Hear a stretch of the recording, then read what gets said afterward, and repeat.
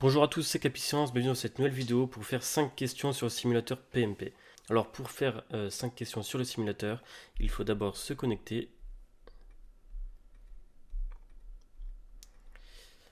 et il faut ensuite avoir un abonnement au simulateur. Donc vous avez 3 choix, 3 abonnements, 20 € pour un accès à 3 mois au simulateur, 30 € pour un accès à 6 mois au simulateur et 50 € pour un an. Ensuite, vous allez sur l'onglet Simulateur PMP. Vous choisissez parmi les modes disponibles. Donc test court pour 10 questions, test moyen pour 30 questions, examen blanc pour 180 questions et 230 minutes en conditions réelles d'examen, et custom avec les domaines que l'on peut choisir pour accentuer son apprentissage vers les domaines où on a de la difficulté qu'on souhaite mettre dans les questions et la durée. Donc nous, aujourd'hui, on va faire custom, on va se mettre en difficulté facile et on va faire 5 questions. C'est parti. Alors, première question, vous gérez un projet de construction d'un pont, les exigences sont stables, la technologie maîtrisée et les normes de sécurité très strictes. Quelle approche recommandez-vous? Alors, première réponse A. Vous combinez une approche agile avec des éléments de planification traditionnelle pour conserver flexibilité et rigueur. B. Prédictive avec une planification détaillée et des jalons formels pour assurer la rigueur, la traçabilité et la conformité aux normes strictes de sécurité et de qualité requises pour ce type de construction. C. Un Kanban pour visualiser le flux de travail. Ou D. Vous appliquez une méthode agile avec itération de 2 semaines pour maximiser la flexibilité constructive. Donc là, on voit qu'on est dans un projet qui est stable, qui est très détaillé et on sait comment le planifier. Donc on va faire une approche prédictive car c'est la plus adaptée à la situation. Donc là, comme je vous l'ai dit précédemment, on a la justification de la réponse. Donc la construction d'un pont répond aux critères d'une approche prédictive, exigence stable, technologie connue, séquencement strict imposé par la physique et des normes de sécurité non négociables. Pour répondre à cette question, on a aussi la référence sur le PMBOK 8, donc on voit que c'est dans la partie 2, approche et adaptation. Question suivante. Votre projet dépend d'une décision gouvernementale attendue dans 3 mois. Si la décision est favorable, le projet continue. Si elle est défavorable, le projet s'arrête. Comment classifiez-vous ce risque? A. C'est uniquement une hypothèse de planification. B. C'est un risque externe présentant un impact binaire spécifique. Il doit être géré activement avec une surveillance étroite et continue de l'environnement réglementaire et gouvernemental ainsi qu'un plan d'action clair pour chaque scénario d'issue. C. Un risque intense de haute probabilité qui nécessite une surveillance étroite et contrainte et continue ainsi que des actions de mitigation rapides et efficaces pour minimiser l'exposition globale.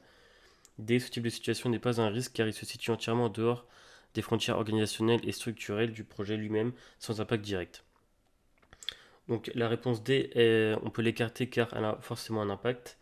La réponse A, elle est aussi fausse car on peut pas dire que c'est simplement une hypothèse de planification car ça a un fort impact sur notre projet, donc c'est clairement un risque. Ensuite, on a le choix entre la réponse B et C, donc on voit que la réponse c'est la réponse B car c'est un risque qui doit être géré activement avec une surveillance étroite car ça peut avoir un fort impact.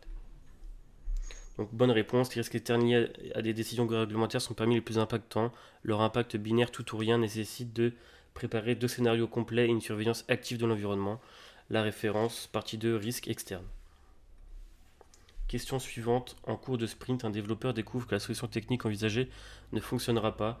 Que doit-il faire selon les pratiques agiles? A. Le développeur doit signaler directement le problème au client sans en informer l'équipe ou le responsable du projet. B. Le développeur doit attendre la prochaine revue de statut officielle une semaine plus tard pour communiquer le blocage. C. Soulever l'obstacle immédiatement lors du daily stand-up et collaborer avec l'équipe pour trouver une alternative. Donc D. Implémenter une solution de contournement sans le mentionner. Donc là on voit clairement que c'est la réponse C, car il faut le dire dès que possible et trouver un moyen de résoudre les problèmes. Le daily stand-up est une occasion parfaite. Donc comme je l'ai dit, la justification de la réponse au daily stand-up existe précisément pour identifier et résoudre rapidement les obstacles. La transparence immédiate permet à l'équipe de s'adapter avant que le problème ne s'aggrave. Référence partie 2, agile et daily stand-up. Question 4 sur 5. Un responsable senior d'un autre département exprime régulièrement son opposition à votre projet lors de réunions. Comment l'approchez-vous?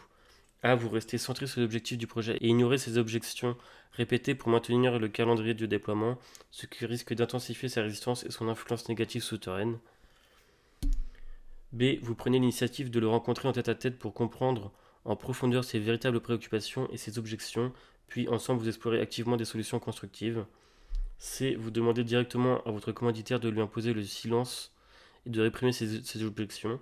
D. Vous limitez sa participation aux réunions de clôture uniquement, car ses objections ont été formellement documentées dans le registre des parties prenantes, sans explorer les solutions constructives qui pourraient adresser ses préoccupations.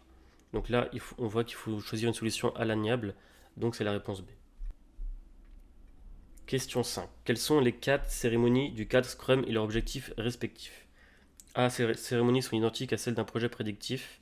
B. L'ensemble des cérémonies Scrum servent uniquement à établir le plan détaillé de chaque sprint. C. Les événements standards incluent une réunion de lancement initial, une revue hebdomadaire, un rapport de statut mensuel et une clôture finale. D. Sprint planification, Daily Scrum, Sprint Review et Sprint rétrospective. Donc là, il faut connaître la méthode agile pour répondre à cette question. Et on voit que c'est la réponse D. Les 4 cérémonies Scrum créent une structure temporelle claire, Sprint planification, Daily, Sprint Review et rétrospective. Vous pouvez trouver toutes ces réponses dans la partie 2 du PMBOK-approche et agile. Donc là, on a fini la session de 5 questions avec 100%. On voit les différents domaines qu'on a travaillés. Donc 3 questions sur les approches, une question sur les risques et une question sur les parties prenantes. Les 5 questions ont été choisies aléatoirement parmi tous les domaines en difficulté facile. Si vous faites plus de questions, vous aurez évidemment plus de domaines. On peut revoir ici toutes les réponses qu'on a faites avec les justifications et les références. Cela permet de retravailler lorsque vous avez des erreurs. Et vous pouvez retourner au tableau de bord pour voir vos statistiques, ou alors vous pouvez lancer une nouvelle session. Donc voilà, j'espère que la vidéo vous a plu. Si jamais vous avez aimé, n'hésitez pas à lâcher un like ou à vous abonner. Si jamais vous avez des questions sur le simulateur PMP, n'hésitez pas à le dire en commentaire ou à me contacter via le formulaire sur cappuissance.net. Si vous avez des retours à me faire parvenir, n'hésitez pas à les écrire dans les commentaires. Merci beaucoup.